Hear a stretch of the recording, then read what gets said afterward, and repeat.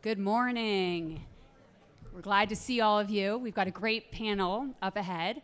I'm Tori Pegler. I'm going to be the moderator for today's panel.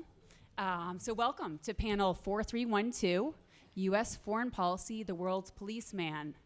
I have to go through a couple things. In this room, we do questions a little bit differently, at least for this year. We're testing a pilot program to allow our online audiences to also participate in the panel.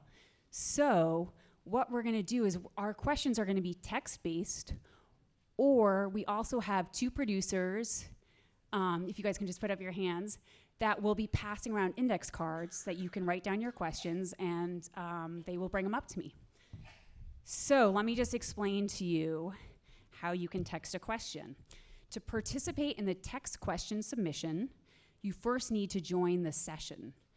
And in fact, if you think you want to text a question or you're gonna wanna text a question, please pull out your phone now. And you're gonna punch in this 5-digit number, and it is 22333. Again, that number is 22333, and as some audience members are pointing out, you can see the posters on either end of the stage that also have the number listed.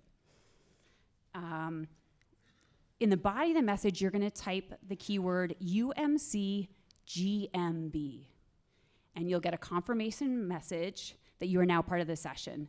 And you can just reply to that message with your question for the panel, okay? With students, if there's students in the audience, please mention in your text that you are a student. And that way we can prioritize you folks first, because we know you have to get to classes. So anyway, let's get started. We have 3 panelists. I'm gonna start, if I need to stand up. Okay, so I'd like to start with Vicki Huddleston. She is a CU alum.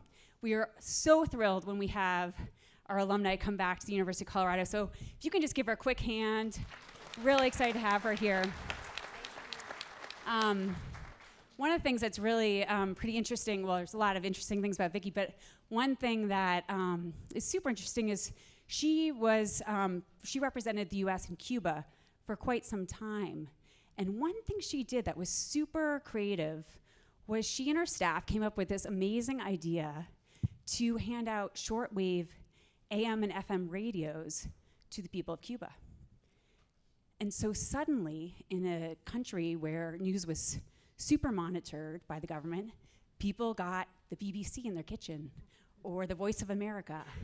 And it was a super powerful technique that she used. And I think the funniest story from her time that I've heard over the years was when she was invited to the Revolutionary Palace one night, and along with a bunch of other ambassadors. And Fidel Castro saw her sitting down at this table, and he came right over and he said, "Oh, well, who are you?" And she said, "Well, I'm director of Cuban affairs." And he looked at her and smiled and said, "I thought I was." So, next in order, we've got Bob Kaufman, who comes here from Pepperdine. And Bob actually has a new book coming out. And I'm gonna grab my notes so I get your title right, but it's coming out May 6th, and I think it's gonna be a must-read for anyone in this room who cares about foreign policy, and it's called The Dangerous Doctrine: How Obama's Grand Strategy Weakened America. But I wanna talk about his other book really quickly that he produced called, and I've got my other cheat sheet over here, In Defense of the Bush Doctrine. When this came out, Bob told me he thought he was gonna have to go into the witness protection program. It was him and about 5 other people who were ready to defend the Bush Doctrine. And it ended up in an invite to the White House, but what was really interesting about this book is something that one reviewer said, and I'm just gonna kind of summarize it, but this reviewer noted that if the long-distance presidential campaign that's going on right now is going to move beyond the political party bashing and really engage in real questions about foreign policy and our grand strategy, Bob Kaufman's book is a must-read, no matter what side of the political fence you're on. So I thought that his reviews for that book were incredible on both sides of the fence, and I think we're lucky to have him here today. And You'll change your mind after I speak. We'll see. And lastly, we've got Heather Hurlbert, who's here for her third time at the Conference on World Affairs. And Heather was a speechwriter for President Clinton as well as Madeleine Albright. And when I asked her, well, what made you decide to stop speechwriting? And she said, you know, one day I woke up and I finally didn't want to think like someone else. And so she's right now, she's founding director of the New Models of Policy Change Project at New America. And one of her new pieces that she wrote in the New Republic last summer was about US intervention. And I want to grab my thing. And so what was super interesting was she talked about how President Obama has used force or supported others' use of force for humanitarian purposes more times than George W. Bush or Bill Clinton did. And yet there's this perception that humanitarian intervention is dead. And so she, in her piece, she really explores where is that line of thinking coming from? And it really comes down to the question of, is intervention right or wise? And one of the things she cites is an informal survey that when people were interviewed, when they faced death or really extended conflict where they felt like they might experience death, and now see that those risks have been averted, they are deeply grateful of intervention. And when they feel that they didn't really face imminent death and those risks were minimal, they don't support it. And so anyway, with this, I think we've got a lot to talk about today. And I'm going to hand it over to the panelists. They're going to speak each for 8 to 10 minutes, and then we're opening it up to questions. So we'll start with Vicki, and then we'll move on. Hello, everybody, and thank you for the, is this working? Is that all right? Hello? Yeah, are we all right? Thank you for the funny introduction.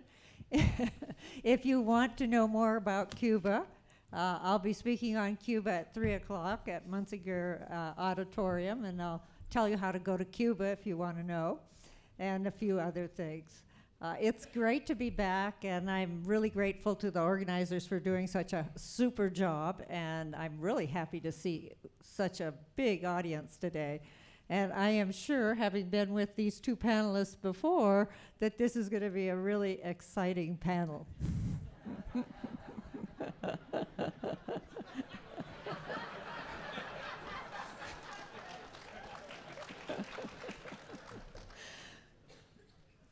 My answer is no, the United States is not the policeman of the world. If there is a policeman of the world, it's probably the United Nations. And those are interventions that are, ooh, he just went like this, United Nations, which is approved by United Nations resolutions. Why do I say this? I say it based on Africa, because my experience is Africa. Since World War II, the United States has made 2 military interventions in Africa, only 2, Somalia and Libya. And they were both for humanitarian reasons. And they both turned out very, very badly. So the United States is very cautious, and in fact, I would argue too cautious of what it does militarily in Africa. Let's look at what happened in Somalia. I can see by this audience that most of you remember Black Hawk Down. That's what happened in Somalia. And we pulled out, which made us look very weak. It was the H.W. Bush administration had gone in, Clinton was newly in office, and when we lost our soldiers, he decided to pull the mission from Somalia. But the mission had been entirely humanitarian until we made the mistake of going after adage. And we didn't know really what we were getting ourselves into. But Somalia had huge consequences. Only a few years after Somalia was the Rwandan genocide. We did not intervene in Rwandan genocide. We did not support UN intervention in the Rwandan genocide. In fact, as you well know, one of the UN missions, military missions, was pulled out and people were massacred as a result. Somalia meant that the United States was unwilling to put boots on the ground in Africa for at least the next 20, 25 years. And even Libya, we didn't put boots on the ground. If you remember, when we went into Libya, the main thing is we're not putting boots on the ground. So it was putting in place a no-fly zone by all possible means. It was successful. No airplanes are flying. NATO, our Middle East allies, and ourselves did a very good job of putting it in place, but we didn't have a strategy for the aftermath. First of all, we didn't know, should Gaddafi stay? Should he go? You know, we wanted to stop him. Did we also want him to be replaced? Well, that was decided by the Libyan people who killed him. But what was the consequence of Libya? Arms flowed into northern Mali. They flowed into Mauritania. They flowed across into Egypt and into Syria. The consequences of Libya we are now living with because Gaddafi had an enormous, enormous armory. Now, I said the second part, which is going to be the more controversial part, that we actually should do more militarily in Africa. Let me qualify that a little bit by saying we should do more in development in Africa, more in education, more in health, more to empower women, more humanitarian development. So I'm not just advocating more assistance on military. But why am I saying this?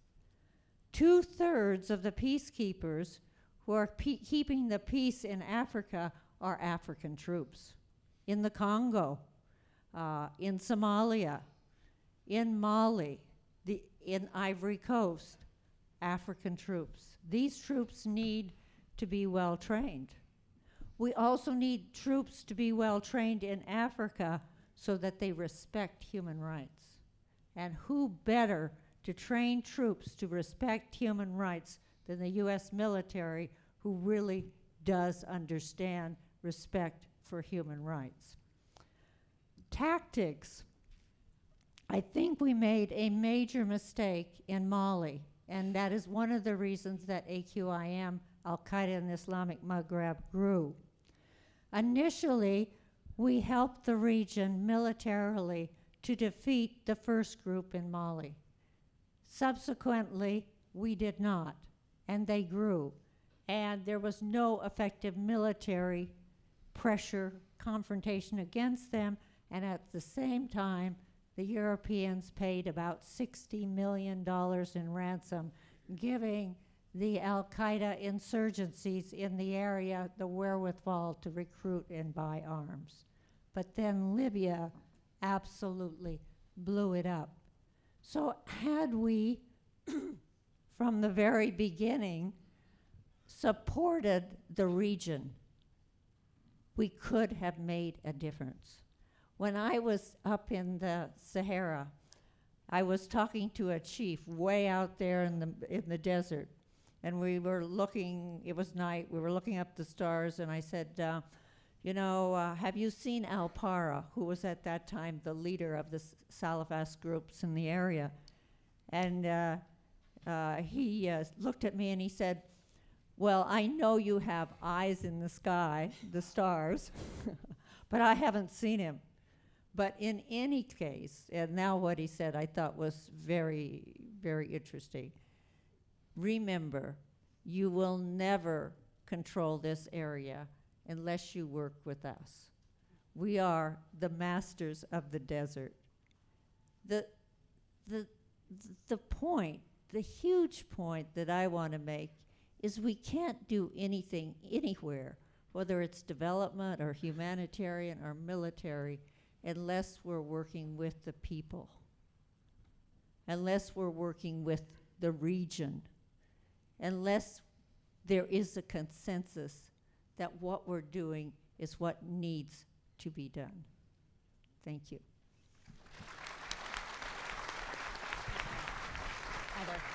Heather, do you want to go next?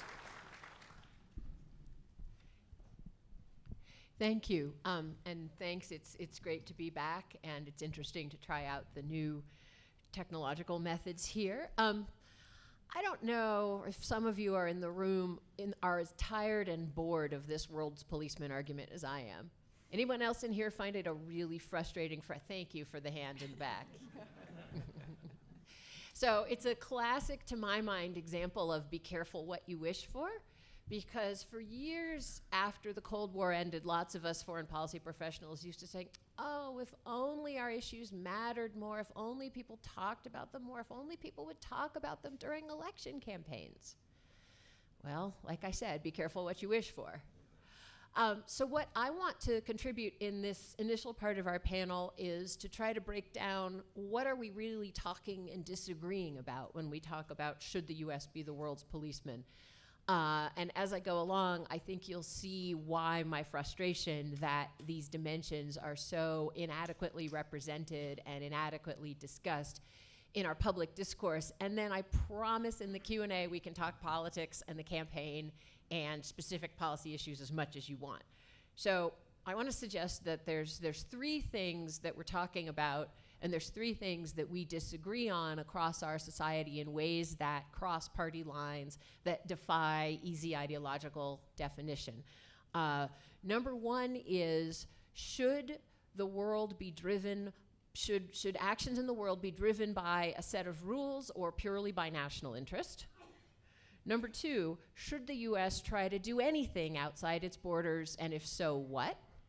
And number three, what should the role of force in US foreign policy be? So to go back to the first one, one thing that's actually, I think, really interesting about this campaign is that you do have at least one candidate in Ted Cruz who's willing to say pretty plainly that he does not believe that anything other than US national interest and our Constitution should affect what the US does in the world.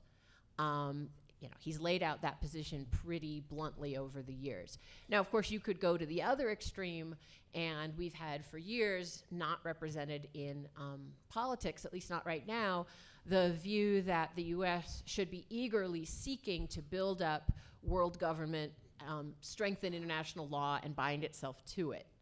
Now, this then you get to a couple of other questions. Is there really such a thing as a set of international rules? And the thing I want to point out to you is that in many ways, international law, international rules, we'll say, are significantly weaker than they were 10 or 20 years ago. And it's a great source of irony that even as the Cold War ends, international institutions become more important, there's much more scope for nations to work together.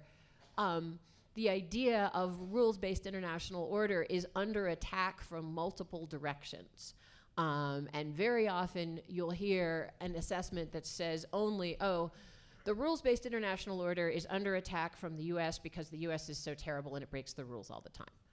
Or you'll hear an attack that says, it's so stupid to even think about rules-based international order because countries like Russia and China don't, and to say nothing of non-state actors like ISIS, don't care about rules-based order and do whatever they want, so you're just naive to think about it.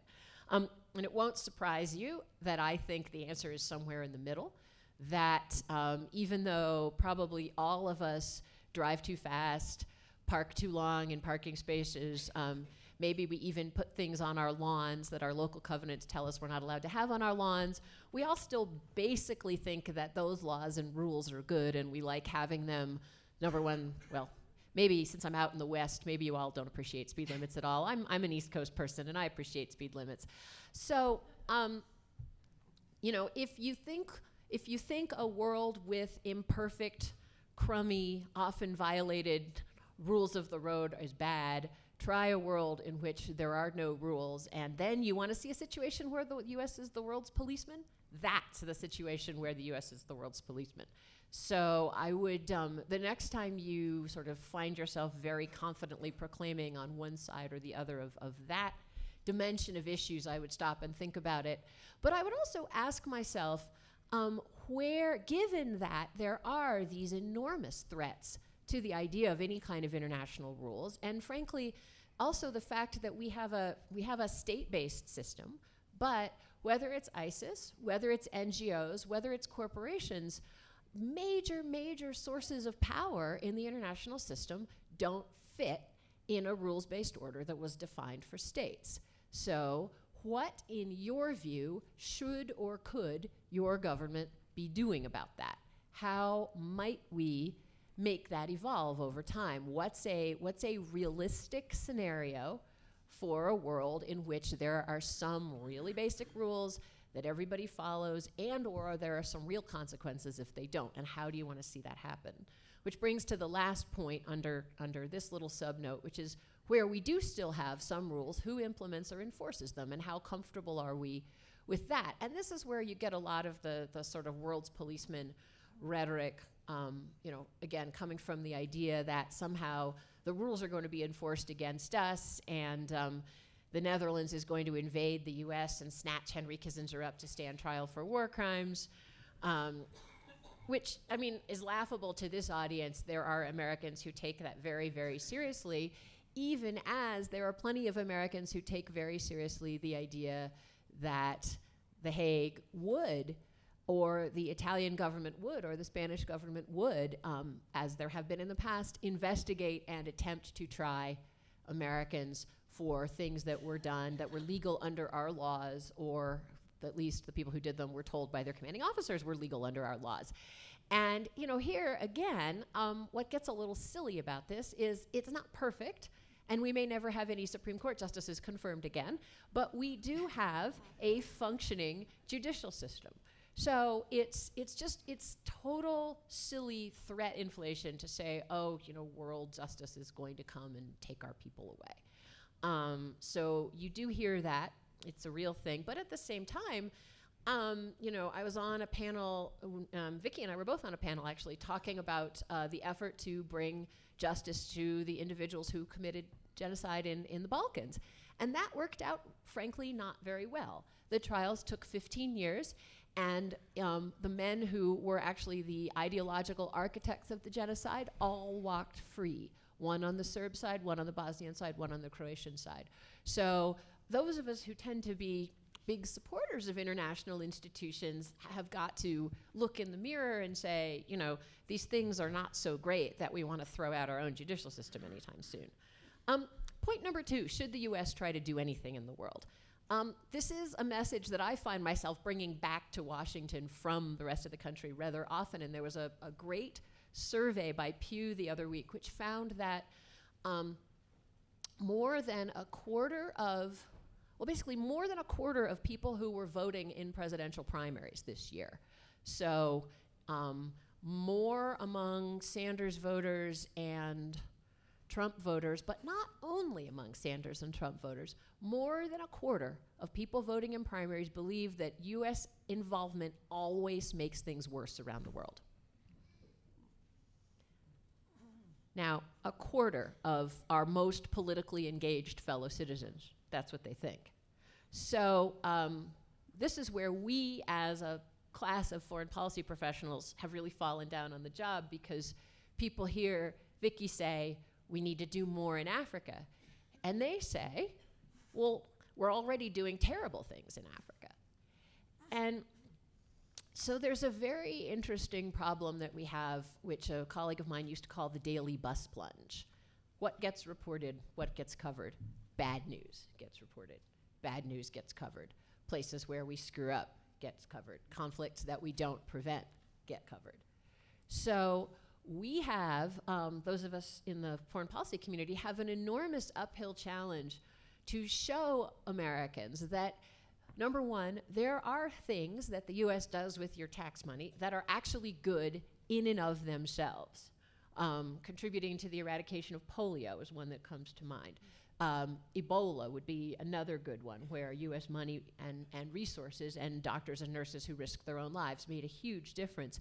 Another one that we talked about the other day that people tend not to be aware of, only because there was an intervention in Libya did the UN Security Council also approve an intervention in Cote d'Ivoire, where there was a legitimate democratic election, the loser refused to cede power, the violence was ratcheting up on both sides. There was real reason to worry that a country that's been one of Africa's more successful democracies was going to succumb to ethnic and political-based division and civil conflict. And you've never heard about that. And why have you never heard of it? Because it actually worked. With UN backing, the French went in, were able to convince the losing party to stand down and leave the presidential palace, and Cote d'Ivoire did not tip over into civil war. Something good that your tax money helped do. And by the way, something good that your tax money helped do that came out of the Libya situation, which by itself is much more complex and harder to defend. So, two big questions here to clarify when you say the U.S. should do more or the U.S. can't do anything. What can we actually accomplish? What are the things that we're good at? And what are U.S. interests? What are the things we should accomplish? Not just because we know how to make things better for other people, but also because when we do those things, we make things better for ourselves. And that's a much more interesting and deep discussion than, should we be the world's policeman?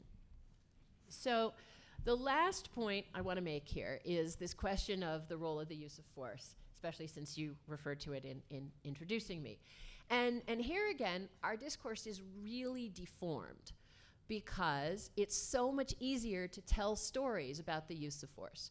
It's so much more interesting to read stories about the use of force than, frankly, the work that Vicki did day in and day out as a diplomat. Is very hard to make that into a sexy movie. You know, no one's going to make, at 0:30, the car picked me up for the 7-hour ride into the countryside to meet with the regional chief about the school curriculum. That's not a movie you're going to see. No one's going to make 24 different times I had to visit the Ministry of X before we got our health program cleared. So Americans, number one, just don't hear very much about what we do. Number two, there's a catastrophic imbalance in how we spend money. This administration came into office with really good intentions about shifting programs that had been established in the Defense Department back to civilian control, programs that are to do with civilian assistance. And Hillary Clinton and Bob Gates worked together to do that. And so there were a couple of big civilian programs that were shifted in the budget out of Pentagon to the State Department. Budget went up to Capitol Hill. Members of Congress looked at it and said, oh, good, we can just take that much money out of the State Department. And Bob Gates looked at that and said, you know what, Hillary, I gave you one shot, but we're not doing that again. So we have developed this atrophied political system that puts money into the Pentagon because that's more politically defensible. And so you now have a situation where the military is doing all kinds of things that it doesn't actually want to do. You know, if you send a commander to a town in Afghanistan, he or she is going to do, and that you give him or her walking around money. That person's going to spend it in such a way that makes things safer for troops in real time, and that's great. But not something that's going to make things safe 5 or 10 years when he or she is hopefully holding down a nice desk job in the Pentagon. So we as Americans are just totally skewed about what we do, what we think American foreign policy is. Frankly, most of us, and this is true across the political spectrum, are very, very poorly informed about what our actual foreign policy is. And I'm sure you're sitting there in the audience saying, oh no, not me, but very possibly, yes, you too. So that's when we talk about Worlds Policeman, we really want to go back to the debate of what should we be doing in the world? What can we be doing in the world? Whose rules do we want to follow in the world? And after we've asked all those questions, we'll have a lot easier time defining what the role of force is. So, thanks.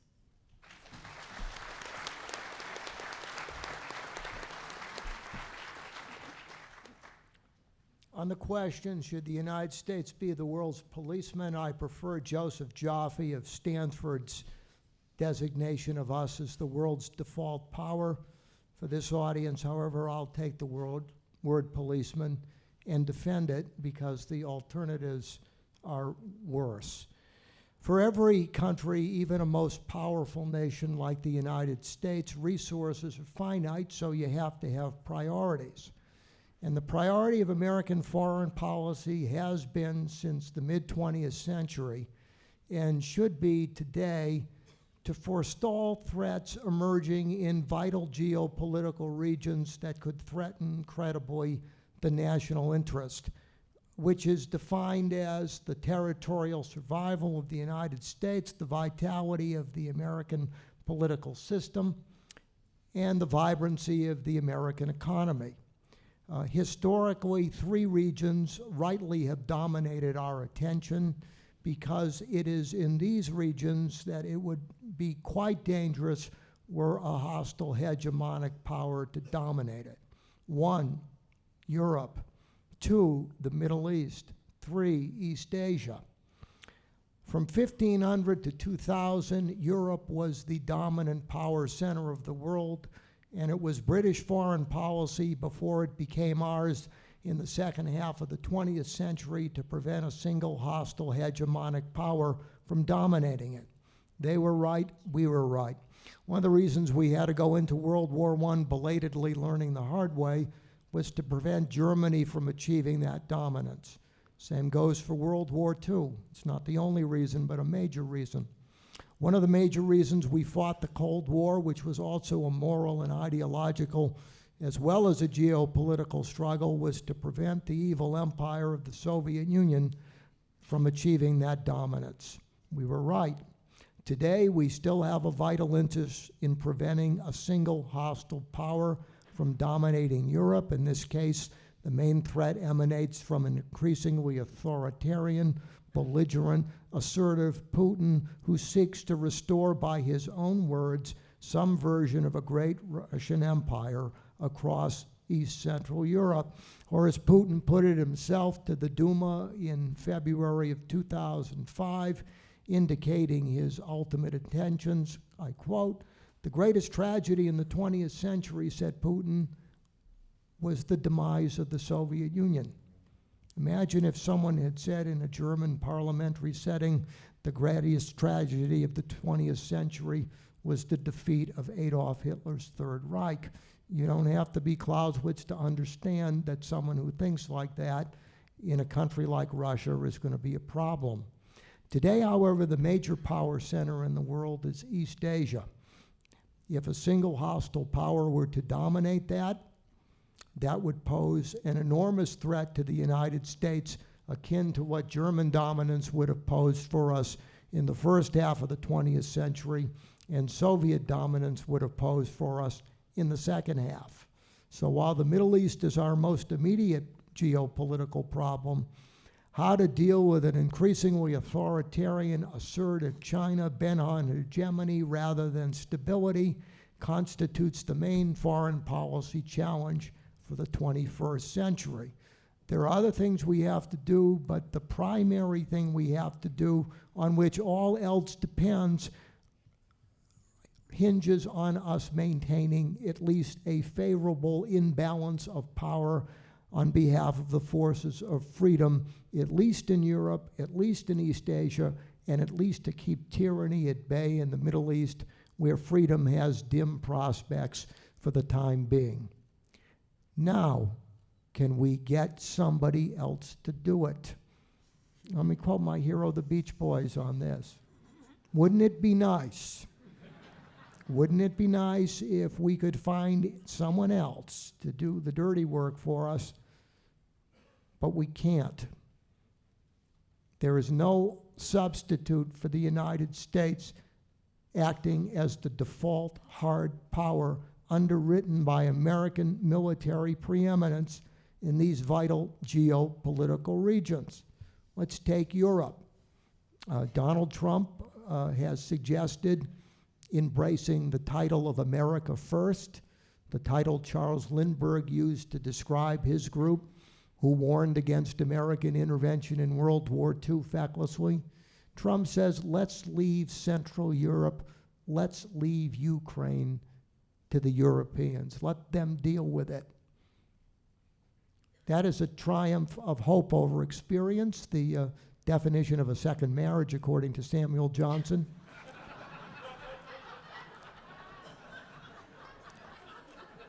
If you look at the history of Europe dealing with major geopolitical threats without the active intervention of the United States over the past 100 years, their record is dismal. Without American power and the will to use it, Kaiser Wilhelm would have won World War I, imposing an authoritarian German state on Europe, imperiling our interests. The tragedy of World War I is not that we fought it, but we didn't stay there to enforce the peace. We didn't make the same mistake in World War II after Europe failed to deal with Hitler.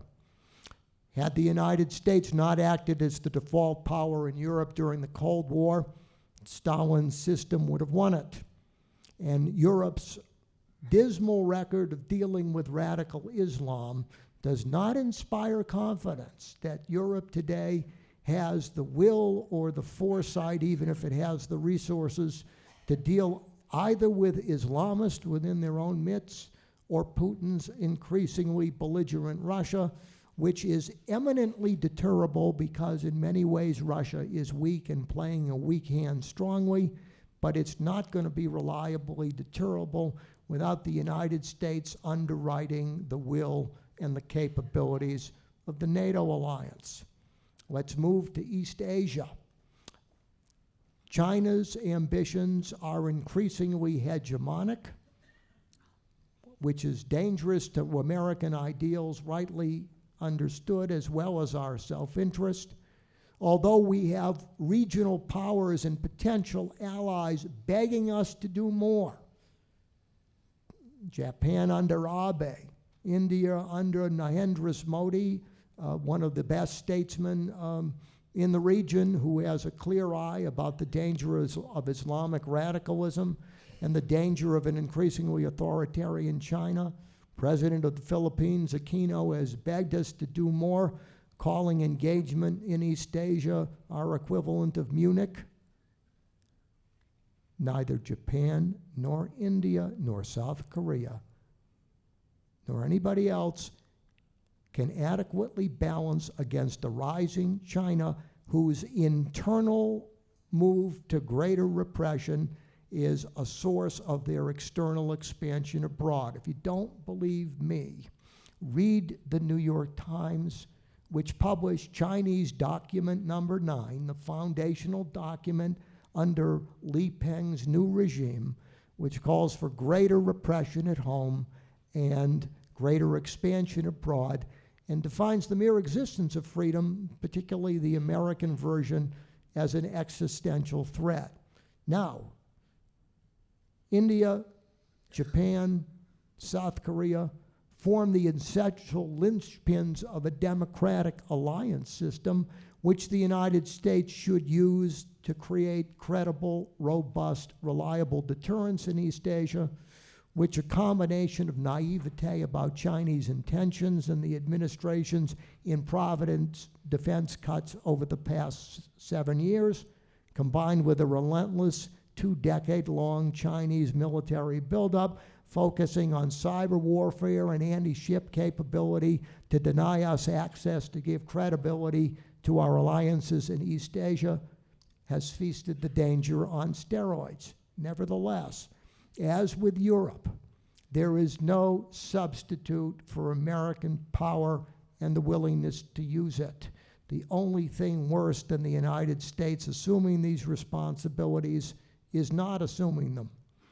The same goes for the Middle East. In the Middle East, the greatest danger is the radical regime of the militant mullahs in Tehran, which we have engaged rather than robustly deterred.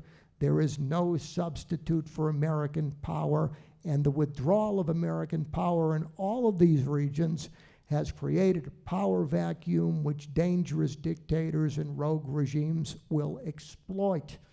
We are merely beginning to reap the whirlwind of a deteriorating international situation if we do not have the will and the foresight to heed the advice of Demosthenes, who, when he was asked, after being banished for appeasing Philip of Macedon, he was asked, what should we do now that appeasement has failed?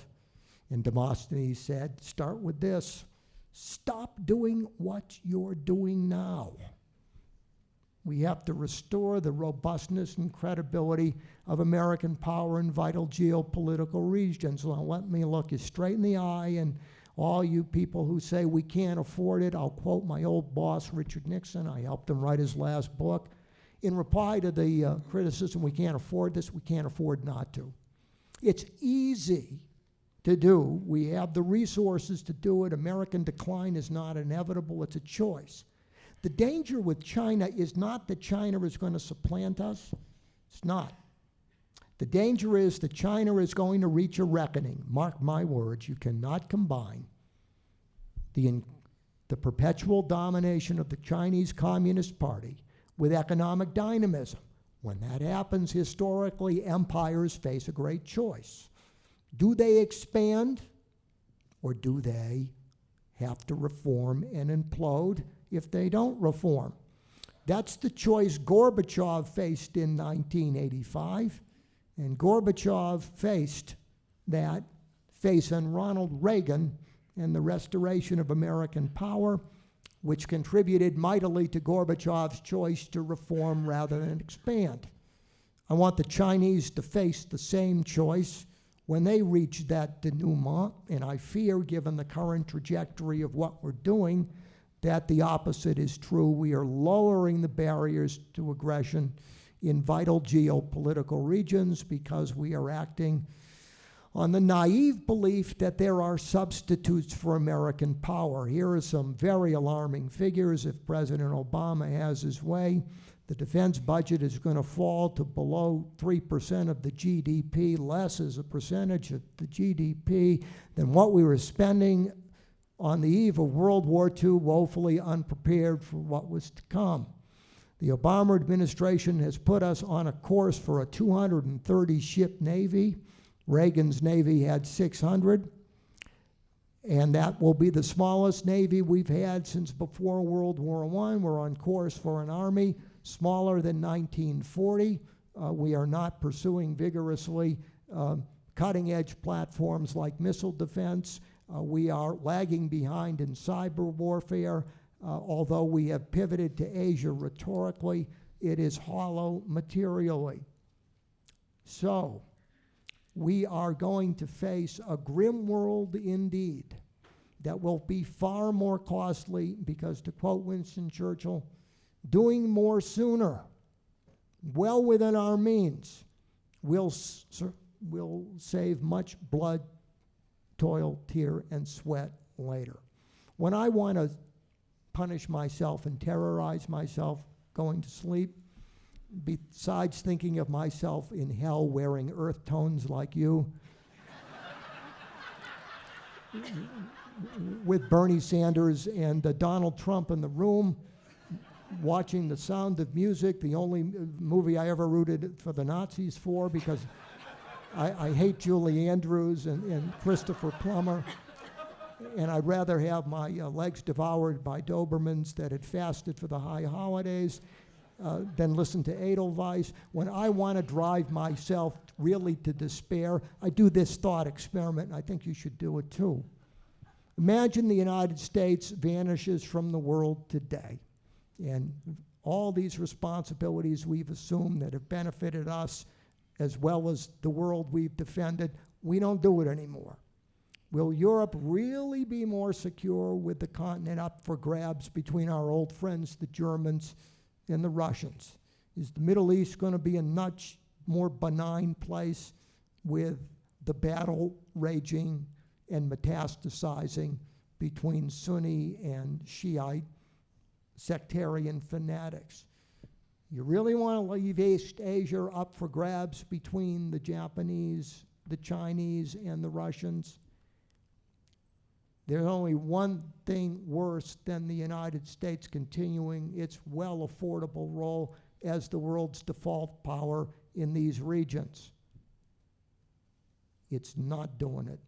Because if we don't, and we've already had a foretaste of this in the later stages of the Obama administration, to paraphrase Thomas Hobbes, without the United States as the world's default power, life here and abroad will become more nasty, solitary, brutish, and short.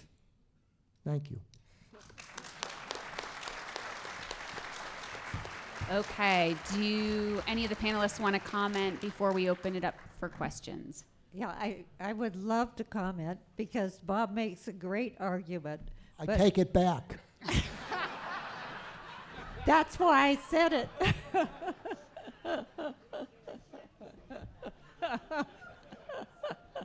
So, with this great argument, Bob, there are two problems I find with I it. feel more comfortable. Don't be careful, though. The first one is after both great wars, we formed international bodies that to prevent future wars, the League of Nations and then the United Nations. Since the United States, as you put it, should be very much engaged in the world, should we not seek the legitimacy of the United Nations and other countries in doing The so? United Nations is an example of Samuel Johnson's adage. The United Nations is organically inclined to gridlock. I defy anybody, I have a chapter on this coming out. The UN has worked 3 times as a collective security organization. They're the exceptions that prove the rule. Korea, 1950, we intervened in Korea under the auspices of the UN. Now, how did we do that? Soviet Union was boycotting, didn't exercise its veto over who was the representative of China. Guess what? No one boycotted for the rest of the Cold War. Guess what? We had gridlock. Move up to 1990 when George Herbert Walker Bush used the UN, but it was almost a moment like the solar eclipse, very rare. Think about it. China didn't veto as usual because they were suffering the fallout of Tiananmen Square. The Soviet Union was about to dissolve, and the French, the ally in that war I describe as the equivalent of hemorrhoids, painful to the end, the French did not vote against us as usual because the war occurred amidst German unification and the French fearing what would happen, not quite knowing for sure. They were uncharacteristically deferential to the United States. Once we got through those 3 anomalies, and Libya is the 3rd one, and after Libya, Putin and the Chinese said that will never happen to us again, witness the gridlock in Syria, you only go to the United Nations when you don't want to act. Anybody who thinks that the UN is going to act decisively to deal with the Iranian nuclear capability needs to go to a detox center. Moderator insist that Vicki let her finish her statement before being interrupted. I only have a second part, but She thank had you. finished.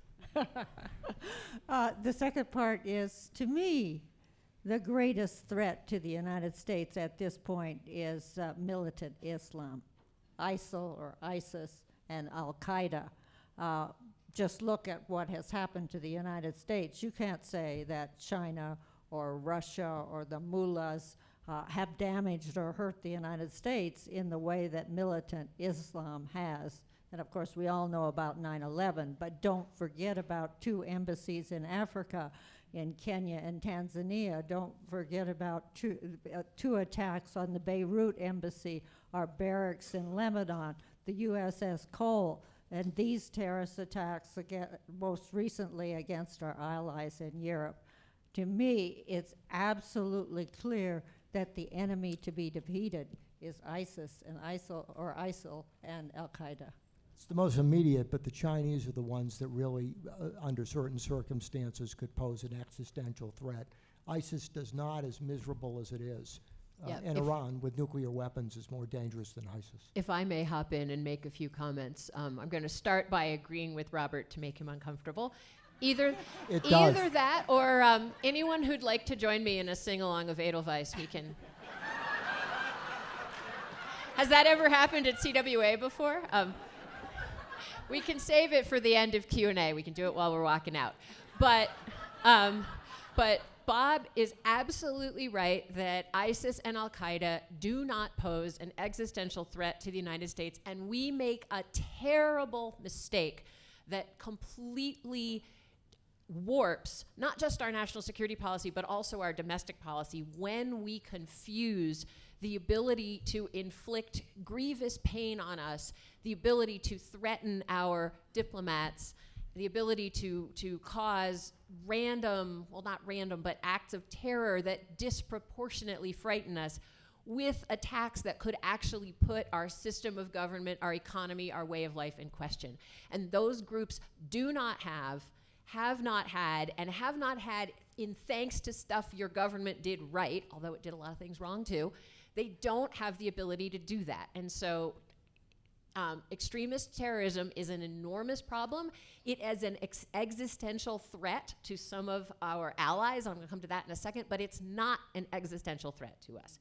Now, I want to come to a couple of things that I think are internal inconsistencies in Robert's argument, which are important for all of us to grapple with, whether you think what he said was brilliant or risible or somewhere in between. And the first is, if you're framing your idea of what the U.S. does in the world is support the forces of freedom, tell me who the forces of freedom are in the Middle East. Israel. And Israel is furthering the cause of global of freedom in the region. How? Who is Israel making feel more free? Whose freedom is Israel? And we can just stick with perception here. I don't actually want to argue about reality, but whatever you think. That's the definition of a liberal. I will gladly accept that, because if you cannot see that the perception of what we do in the region matters as much as the reality, because it's what drives other countries to act the way they do, then you aren't a realist. So now the Middle East is the place where we can sort of go most extreme on the forces of freedom argument, but we do also have that problem to a lesser extent in Europe and Asia and Africa as well. And I'm somebody who thinks freedom matters and not a lot. And I'm somebody who thinks American support for democracy and for the folks who are out there risking their lives matters and not a lot. I just don't think that we do any service to it by saying we're out there supporting the forces of freedom and our biggest enemy in the world is Iran, and so that means we need to pump more money into Saudi Arabia. Come on, y'all should applaud that. I didn't mention Saudi Arabia. No, you didn't. You didn't. I give you credit for that. But so that's one inconsistency I want to note. The other one is that while, frankly, I don't want to go all Marxist on you, but it wasn't even true in the 18th and 19th century. I'm fitting into every one of his stereotypes, aren't I? Isn't it fun? You'll tell me if there's any I miss. No, you're doing well. But look, even in the 19th century, was it all about military power, or was some of it about economic power? And was some of it about what we would nowadays call soft power or smart power or cultural power? Did the British Empire sustain itself as long as it did on its troops alone? No. Did the United States win the American Revolution because we had a better military or a bigger military? God, no. So it is true now, as it has been true throughout history, that economic power, cultural power matter enormously. And so when you look at East Asia in particular, a strategy that wants to lead with its military chin and that wants to have a navy the size of when we also still had cavalry, you should maybe ask yourself whether that strategy is forgetting parts of American power. And I'll make one last point, which is I'm also not a big fan of American decline. I think that's grossly overstated, and we spend all the time we spend agonizing about it. We could spend focusing on the interesting non-decline things that are happening in places like Colorado. What is happening, and what's actually an enormous success of American foreign policy, is the relative rise of much of the rest of the world. And as you all know, because you're very literate people, you took a little math, relative rise means relative decline.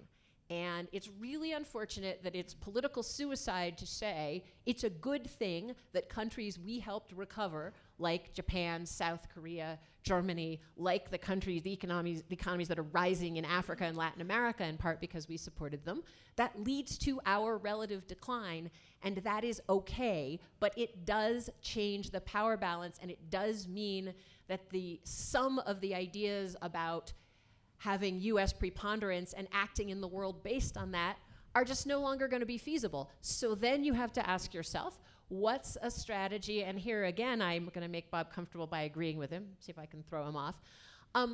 No, it was a, you're welcome. It was a noble idea of this administration's to take our many allies who have been whining for years, oh, you Americans are always bossing us around, to say to them, that's great, you guys try it for yourself. And, you know, frankly, everyone who's ever spent any time in negotiations with allies, Vicki, am I right, has had this thought that, yeah, we'd love for you guys to do it yourself. But it turns out, and I would never say it as ringingly as Bob does, but I don't entirely disagree, you can't go from a situation where people figure, oh, well, we'll complain about it, but the Americans will just do it, to a situation where, oh, whoops, the Americans didn't just do it, and we don't have the muscles to do it ourselves. So in point of fact, the idea that, oh, if you just walk away, they'll take care of it, that's not how politics works. So there I do, reluctantly, I have to say, agree with Bob.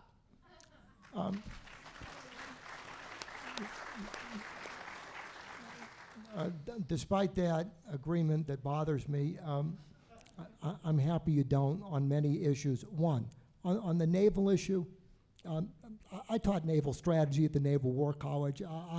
I've read the naval responses to this. I've read the Japanese clamoring for us to do more. I've seen Chinese ASW capability.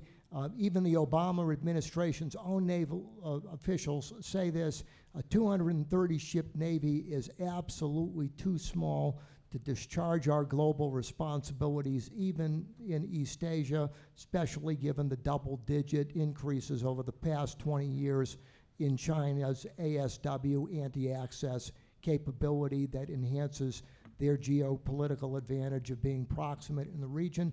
Virtually every power in Asia, including Vietnam, has begged us to do more. The Vietnamese are even giving us their base in Cam Ranh Bay for free. As for this decline argument, the relative rise, sort of half-baked Fareed Zakaria, I don't buy that either. I don't think that the China's rise... Just for the record, I can be half-baked without Fareed Zakaria. Well, I think you're half-baked with him on this one. The Chinese rise and the rise of these powers, looks what's happening in Brazil. The major problem with the United States and its economy is not what it's spending on defense, it's what it's doing domestically, and that's another era where we have to do some things differently. Also, you mischaracterized Ted Cruz's position on the national interest, or to put it in other words, it's incomplete, because the national interest is something that reflects American interests and ideals. And then finally, in the Middle East, and I even mentioned this in my remarks, the forces of freedom there are more limited than in Europe and East Asia, where there is a multiplicity of democratic allies. In the Middle East, there's one democracy, and without democracy, based on Jeane Kirkpatrick's thesis of supporting the least bad alternative in terms of repression and its orientation of the United States, you have to support regimes like El-Sisi's in Egypt as the lesser evil, rather than naively think that a Muslim Brotherhood elected one time in one election that is going to commit itself to being the Sunni version of a militant Iranian regime. the lesser evil that is indeed related to freedom in the long term is to support those regimes rather than the rogue dictatorships that are virulently anti-Semitic, virulently anti-American, and essentially unappeasable. Okay, well, let's get started with questions. I know I'm getting buried in paper up here. But first, I want to start with a student electronic question, and this is for anyone on the panel. Do you think Russia has the resources to dominate Europe? They barely have the funds to support their campaign in Syria, and they've been bogged down, and we lose the rest of the question, but... Russia doesn't want to dominate Europe. Russia wants to be able to keep Western Europe out of its way so that it can do what it wants in its near abroad. And it doesn't have the resources to do that if Europe, with our help, chooses to make it difficult for them. But it is also the case that the Europeans, for some interesting reasons, including the extensive Russian penetration of European business, the London stock market, it's hard for Europe to decide that it wants to give that up. So no, the Russians are not gonna march. I mean, well, no, Russian capital has already marched west. Let me put it that way. Yes, Russia is a particularly dangerous entity because of the combustible combination of its internal weakness, demographic decline, Putin's grandiose ambitions that he's laid out, and his view that decline is best reversed by expansion. This is why Ukraine is so pivotal. As Zbigniew Brzezinski points out, Russia without Ukraine does not pose a threat to the independence and the freedom of most of Europe. You add the power of Ukraine to the Russian imperium and you do several things. You add 48 million Slavs to an empire that is now on course to shrink to under 100 million. The Russian Slavs are declining. Putin sees expansion as the only way to redress Russia's terrible problems, including the depopulation of Siberia. And if you look at empires like Putin, Putin has played a very weak hand very strongly. He is eminently deterrable, but we have to deter rather than enable him, because Putin has come to the belief, justified in my view, that the West neither has the will or the foresight to stop him when it's easy to do rather than later when it metastasizes. So Putin is a combination that's like the Chinese. The most dangerous periods in international politics often occur at this intersection of domestic weakness and the view that there's an external opportunity to expand your way out of it, and that's why robust deterrence is so critical, so that Putin has to make the Gorbachev choice rather than the Imperial Japanese choice of 1941. Whatever happened to compromise and to engagement? It sounds to me like, Bob, we're going to go to war with China and Russia and Iran. No, we're going to deter them. We've tried engagement over the past 4 years. My turn, Bob. All right. Hold on, Bob. Got to step back a little here. All right, that's fair. Russia can be engaged, China can be engaged, and as a supporter of the Iran nuclear deal, so can Iran, because it's put off Iran putting together a nuclear weapon for the next 20 years. If we engage with Russia, if we engage with China, it makes a better world. For example, China is one of the major trading partners of Africa. There's a lot of concern in many African countries that China is replacing their goods. Here's a place that we really should be confronting China. Let's confront China on the economic front. Let's be in competition with China on the economic and the trade front. Because the more we're in competition with China, the better for the world, the better for trade, the lower the prices of goods. But moreover, as you know, China holds a huge amount of U.S. debt. So what happens when we go to war with China and it's holding our securities? We've already had a war with the Soviet Union, a Cold War, and I don't think we need a hot war with the Soviet Union.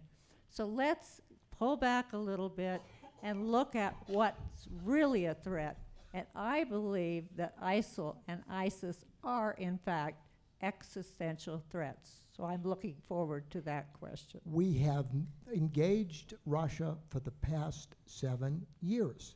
We canceled missile defense in Poland, the Czech Republic, and Hungary, demoralizing our allies on the vain and feckless hope that that would make Putin a partner for peace.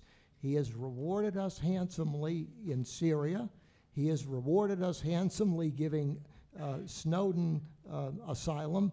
He has rewarded us handsomely dismantling Ukraine as part of his general policy of reconstituting a Soviet empire. And I repeat, I call for the preeminence of American military power, not to wage war, but to deter it. And if deterrence happens to fail, we are able to win it at the lowest possible cost and risk. I repeat, China and Russia are eminently deterrable. ISIS is not. And as for the Iran deal, it is Prozac to us, and it will be Autobahn to Iran crossing the nuclear threshold. It is, as I wrote in the national column, Obama's Munich. Okay. Next question. We're getting a couple of questions that are along the same lines from students. And one of them is, what about Americans that don't want taxpayer dollars to fight foreign wars? And that's sort of followed up by another question that is talking about the burden of fighting wars really falling on minorities and poor whites, and kind of wanting you guys to address that in terms of who the real burden of fighting falls on. Well, those two questions are a great reason to go back to the point that foreign policy that leads with the idea that the military is your most important tool is bad for your external relations, and it's bad for your internal power, which after all is the source of your external power. That the idea that you can have a strong military or any kind of strong external policy without having a strongly functional society with good internal cohesion, good education, good social standing, so that people are joining. I mean, if you want to look at it in military terms, it's so that your people are joining your military well prepared and not out of desperation, right? So first point is, you can't pursue strength abroad at the expense of strength at home, or frankly, then you end up in the kind of situation that Bob is describing for Putin, where you have to be strong abroad because you've got a shell at home. So that's point one. Point two is, when you say the most important thing we've got to do with Putin is deter him, when you say the most important thing we can do in East Asia is use military force, when you say the only way to deal with our concerns about Iran and its nuclear aspirations is through the use or threat of force, you are, because you are such a large and powerful country, you are warping how the world sees us and responds to us. Because if the world sees us as primarily a trading power, primarily a source of values, remember that, then you empower the forces in your society, in the other societies that you're dealing with, who are also traders, who are also interested in norms and values, who are the forces of freedom, as Bob called them. If your calling card in every country around the world is the military, number one, who are you engaging and empowering in those societies you deal with? It's the militaries in those societies. Now, do you want to empower the Iranian military, the Iranian Revolutionary Guard, any more than it already is? No, you don't. Do you want to empower the Russian military any more than it already is, which is already, frankly, part of Putin's problem, that once he's started his expansion and gotten his little green men used to that, how's he going to pull them home and say, hey, you guys, no more excursions for you? Similarly, in the Chinese situation, as the challenge of growth there gets more and more complex, the military gets more and more empowered, how do the civilian leaders ride the tiger? We don't want to lead with our military abroad for some of the very same reasons we don't want to lead with it at home. The last thing I want to say about this, and I want to go back to something political, which is that since 9/11, and I'm sorry to disagree with you, Vicki, on this, but because of the rhetoric that tells us that there's nothing more dangerous in the world than extremist terrorism, and that we've got to fight it everywhere all the time, and we can never do enough, and no level of terrorism is acceptable, which, by the way, is something that will bankrupt us as a society. It has become easier and easier and easier for our elected officials of both parties to spend money on military responses as opposed to spending it on anything else, either at home or abroad. And so our own fear is part of what's driving the dynamic that the questioners were asking about.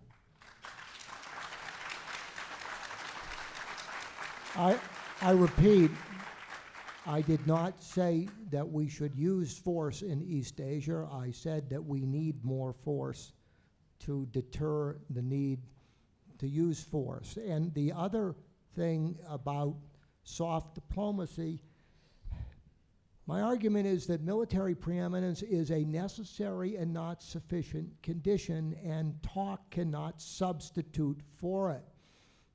If you want the emblematic event that's everything wrong with what we have been doing, including engagement, it's President Obama's disastrous Syrian policy that has gotten the worst of all possible worlds. If you are going to commit yourself to an outcome in Syria and lay down a red line, you got to deliver. If you don't think it's serious enough to deliver, or that it's a bridge too far because of our domestic problems, then shut up. But the worst possible thing to do in international relations is to talk grandly while carrying a small stick.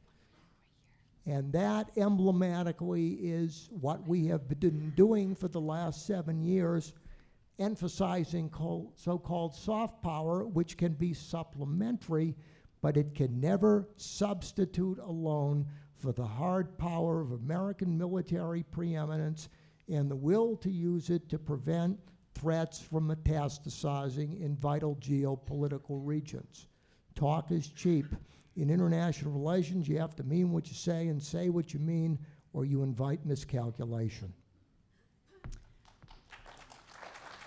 Okay, this one is for Vicki. Why is ISIS an existential threat? Oh, thank you. I was very much hoping we'd get back to that, because I know that both of my colleagues who are deep thinkers on this subject disagree with me. And it's not because of specific terrorist attacks and the fact that many Americans are now afraid, because in fact the likelihood of any of us in this room or any of Coloradans or most of Americans being in a terrorist attack is quite unlikely. And indeed, I agree, we should not let our politicians scare us over terrorism. But it is an existential threat. This is why. They're controlling territory. When you control territory, you have access to people who can fight for you and who believe in you. When you control territory, you control enormous resources. And with those resources, you can look for nuclear and tactical and chemical weapons, which can be used against ourselves and our allies. At this point, ISIL and Al-Qaeda control a good part of Libya. This is an oil-rich country. Al-Qaeda and ISIL control off and on parts of northern Nigeria, have destabilized completely northern Mali, operate freely throughout southern Libya, in Chad, in northern Nigeria, and although initially defeated in holding territory in Somalia, are still a major threat to the African forces that are fighting them there. Then you look at ISIL. They control large swaths of territory in Iraq and in Syria. And you have read about how they make their money from selling artifacts, from kidnapping, and from other crime. These are syndicates. These are crime, terrorism, extremism syndicates that if we allow to become states, because in fact that's what they will become, they will own major parts of the geography of the world, then they do become existential threats, and the time to stop them is now when they are still weak and we can still do so.